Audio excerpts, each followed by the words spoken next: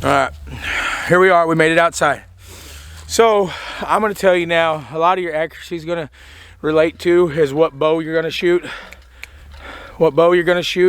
and how you are with that bow. What feels good to you is going to be very key. What settles your mind down is going to be a big thing. Stabilizers also is going to be key, man. Everything about your assets to your bow, what rest, Hamsky obviously makes a good rest. True ball obviously makes an amazing sight. Peep sight's very good. This is the oh, what the hell's their name? Specialty Archery Peep.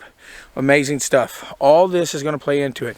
But I feel that accuracy really relates to your mind a lot, how comfortable you are behind the bow. So number one, I believe, is a good your release. Let me get mine out. Holding the booger's cold. It's cold out here, guys. It's only 30 degrees, 29. So this is the stand. I really find a heavy trigger helps you, because even when you do get punchy, you can't push on it to make it go. All right, so finding out what works best for you. George Riles said he shows a lot in his videos of how he would sit around and practice. John Dudley shows a lot how he sat around, answered phone calls, and he would practice. Get a long piece of D-loop, set it to your draw length, and just set and find, you know, where you can come to anchor nonstop, where you hit the same spot every time. All right, them are key fundamentals. Setting up. Heavy trigger on your release would be number one for me. Number two would be sight picture. What your sight looks like at full draw. This is Zebro's light kit right here.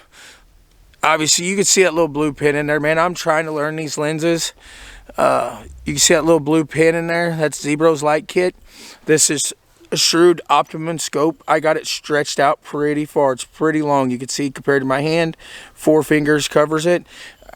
Just working with it, finding out what makes it comfortable for your mind. All right, so release, sight picture. Make sure that you have a perfect silhouette. A perfect silhouette from your peep to your scope housing. Right? Make sure you don't have no daylight around there. That will cause you to hit right and left. One of the biggest things that I have found out recently that has helped my accuracy is this right here. Pressure. The pressure you feel, obviously you got to have a good stance, man. Good T formation, you know, stand straight up and down, arm down by the side, raise it up, bring it in, bam. That's a good anchor. Keep the shoulders down, all right? Stuff like that before you get here. But this here is what has helped me. John, Dudley, Chris B, all these guys I'm shouting out, every one of them has helped my archery. Finding this has really helped. So once that full draw, you hit your stops, right? And you can feel your stops back there. If you pull real hard, that's gonna make that pin want to go nuts, man, or make your front arm get heavy. But if you find that you could apply the same amount front and back until that shot breaks, that right there is going to be amazing. So when I find that pressure, I try to set my thumb button up to equal to that, right? To where I don't have to put a whole bunch extra, just where I can really wrap my thumb around there and get a good hold on it. But once that full draw, I check my stops, come in, anchor, nose to the string,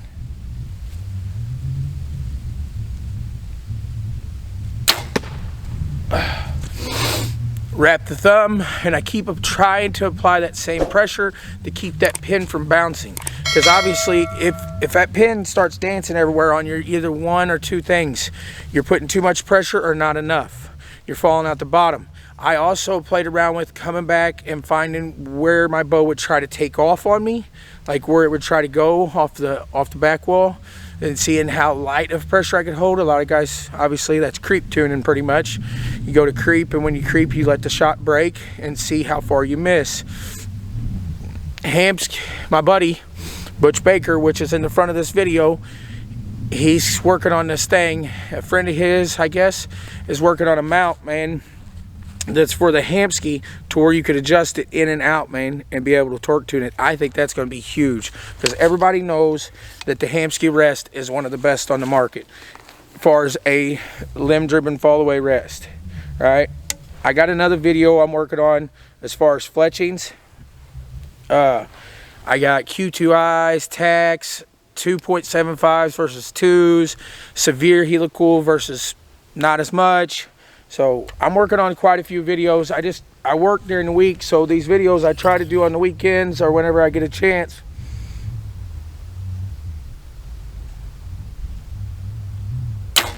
You'll find sometimes, you'll find that spot, man, to where when it sets perfect, that pin's there, as long as you just keep pretty much tightening up, that will help break that shot. These are 3 key things that has really increased my accuracy. Obviously, number 1 being this Bowtech Reckoning. I would definitely recommend checking this bow out if you can get it.